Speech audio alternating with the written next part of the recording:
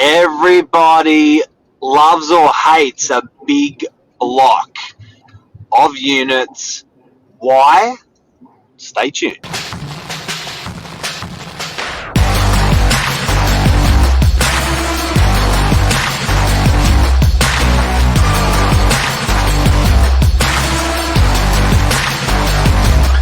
I'm the ringleader, so listen up. Good morning, everyone. Welcome to Morning Minutes. Myself, Michael Berger, Mark Novak, episode 577. Big blocks, are they problematic? Mark and I will talk about this morning. The reason is we get a lot of buyers sometimes when we refer a unit to them, like, nah, it's a big block. So, and you hear that quite a lot. So, what's wrong with big blocks? Mark and I will dive into it. Mark, what do you think the big concern is? Is it one of those things that people just think it's a problem, but they really don't know why they don't like it? They've just heard someone say, "Oh, don't buy in a big block," and then that's just stayed in their head. So whatever they see, 80 units, 50, or even Northern Beach is a big block, probably 40 units up, 35 units up. So for the point of today, let's just refer 35 to whatever, 100, 200 is probably a big, probably 70. What do you reckon? What do you reckon a big block is? I reckon a big block's 70. Over 50? Over Yeah. 50? I reckon a small block would be under 16, Yes. under 10. Under 10s are less than 8's are a real small block, and then the medium for the rest. But you know what I reckon it is, Bird? I reckon it's actually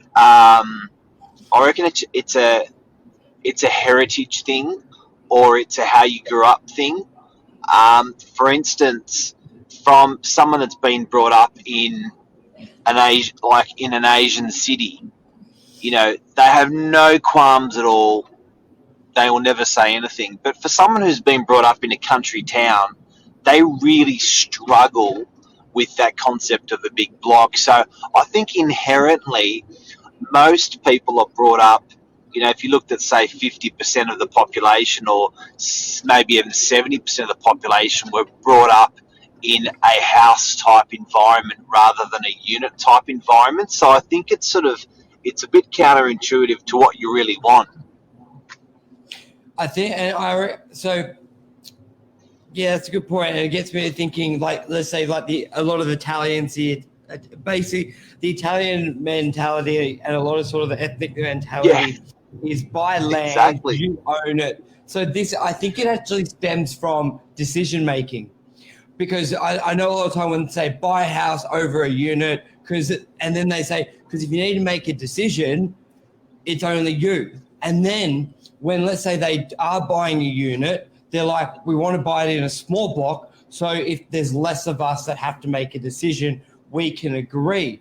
So when you see a block of 100, that type of buyer mindset is like 100 people will never make a decision. I'm not looking at it. So I think now I'm taking a good long think of a lot of, especially very successful Italian clients, Greek clients, and that's a common thing. Like when they say freestanding, they're like, because if you need to do something, you can just do it. And they perceive a block of 8, if you need to do something like paint or anything, the landscaping, you've only got 7 other people to deal with, but on the bigger block, you got a lot. So I think a lot of the prejudice stems from that mindset. If something goes wrong, you want to just be able to fix it and not have a bloody 100 people debate over it. I think that's a very strong mentality of why they would not choose a bigger block. Now I think of it, wouldn't you? Like more controllable. Yeah, it's more about the control. Influence is a reason why I think people don't like a big block, because instead of being 1 in 8, 1 in 10, 1 in 20, you're 1 in 100. So if you see things your way, you can't answer. Yeah, and I think also by association, people feel like it's more expensive or it's less quality. I think people, when they think of a bigger block, they think, oh, it's got gyms, it's got pools, paying for what I don't use. It's really expensive to maintain. My strata levies will be higher. Is that true? No, not really. Like I've seen blocks, I've seen like a unit block of 8 have higher strata than a building in 100 with a spa, with a pool, with gym. So if we take it back to the first thing, control, I think some people, I can see where that's coming from. So it could be yay and nay. Then you look at First thing was heritage. Heritage was the first one. Second one was control. Yeah. And then you're looking at the cost. Is it more expensive? And I'm trying to I reckon it's very similar. Don't get me, there are some blocks, but it's like anything. We've seen small blocks with insane rates. We've seen big blocks with insane rates and small. So I think the answer is no, that they're not more expensive. It's very rare. I think it comes down to common spaces and common areas, the actual sizes of them. So if it's a big block with a vast amount of lawns, common areas, lifts, then it can be more. But if it's a small block with big amount of common areas, it could be equally as more. So it's don't think that's quite right with and it's with medium and smaller blocks, there's cheap ones and expensive ones for that reason. Same with big ones. So I think if we took yes. Okay. What else? Another issue. The cost maintenance. Are big blocks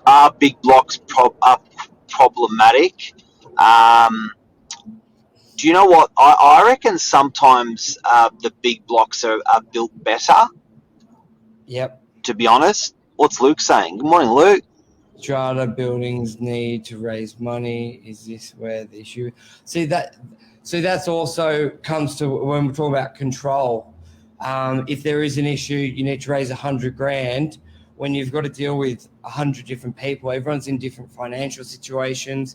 It can be pretty hard to find out if you need to raise money. That's why you see unit blocks do it a year or two in advance, little increase in rates. But if you're in a block of 6, you can go, hey, everyone need to put in 10, 20 grand, fix this. Is everyone good? Yes, they can be in the same financial issues, but you've got less people to deal with. So but when we're talking about the cost, Mark, the benefit people could make to make it cheaper by not having a strata manager, maybe doing it a bit yourself.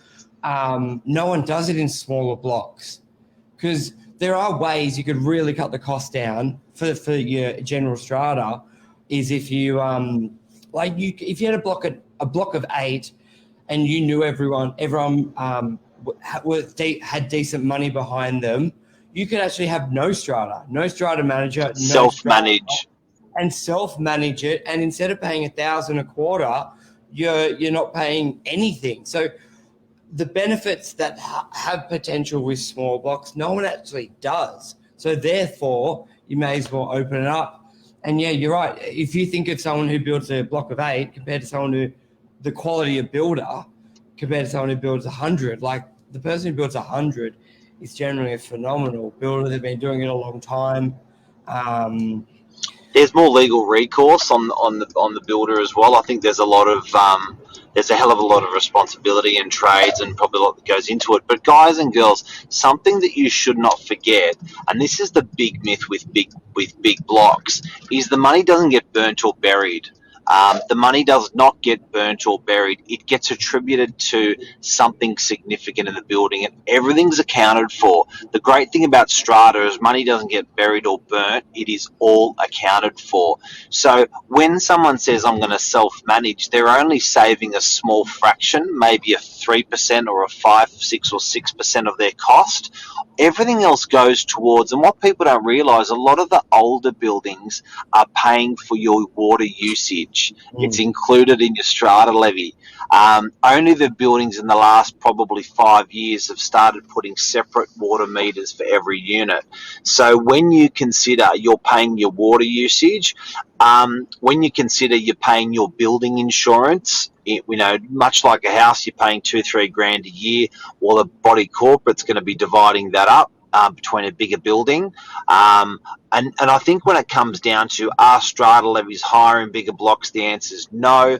Is the quality any lower in bigger blocks? In general, the answer is no. Livability, Burge, is probably less because you're in a bit more of a, when you go into a car park or a foyer, there's bodies everywhere. So livability is probably a bit nicer in a smaller block, but accessibility is probably better in a larger block, i.e. you got a lift, you got wheelchair access. If you're an elderly, it may work better for you. That's true. And even like you're saying with sometimes with the bigger blocks, Brett said here, example is the deep clean. They're cleaned in common areas due to COVID. Like some big blocks, the cost would have shot up if you had heaps of areas to continue to clean.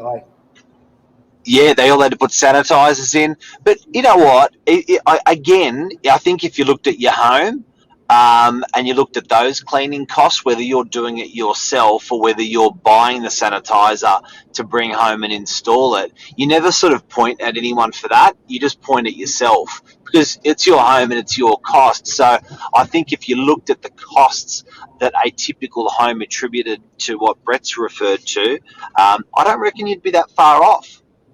Now, I think a big why people steer away from big blocks. Renters pay. Yeah. Sorry, Luke brought up a good one. Renters paid $0 for water. That's a really good point in strata. A lot of big blocks sometimes have commercial property. A lot of people instantly think it's a mixed-use building. Now, Mark, what's your view on a unit block with commercial? What should people watch out for, if there's anything? What are some pros and cons? Because I know there is a prejudice with big blocks with commercial. What's that founded on? Oh, you could have a commercial suite that's a brothel. Yeah. And you could have a commercial suite that is a real estate agency. You could have a commercial suite that is a 7-Eleven store, running 24 hours a day, or from 7 to 11. You are at risk of getting a great tenant or a hardcore tenant on the building. Yeah, but I think a lot of them, like if you own a unit above a 7-Eleven or a few, there's only a couple units that would be impacted by noise, which would be the direct above, but a lot of others would actually love the benefit of it. Like I've had it where people hate it, and then you put a phenomenal tenant in there, like a good cafe, and they're like, this is the best thing in the world. I think these days, Mark, how unit blocks are built, how exhaust fans are through the building, I reckon a lot of the pushback came from, well, if it's going to be a restaurant that fries and oil, it smells, it stinks, the bin area sucks. Like a lot of that. Chicken shops. Yeah, a lot of that was the pushback that these days how clean restaurants are, the waste removal, the exhaust fans are done in a way that it minimizes the smell, and even the exhaust technology. Range hoods are so designed so well these days, it does minimize it. So I think and you didn't get fined. You didn't get fined years ago, Burge, for a lot of waste issues. EPA were not. It wasn't. You couldn't get fined that much, but you get spanked. It's absolutely spanked these days.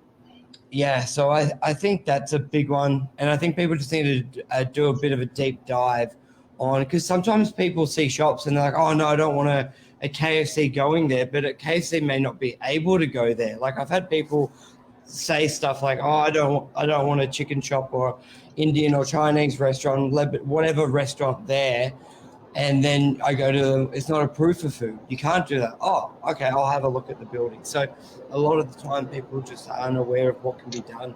They just think worst case. And then you can say to them, let's say it was a KFC went in there. Your unit's at the other side of the building.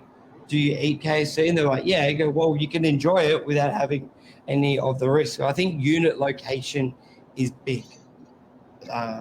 Does it add to your strata levies, having commercial in your big unit block?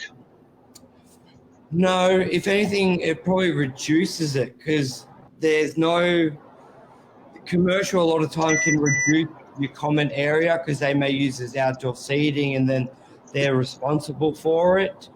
I'm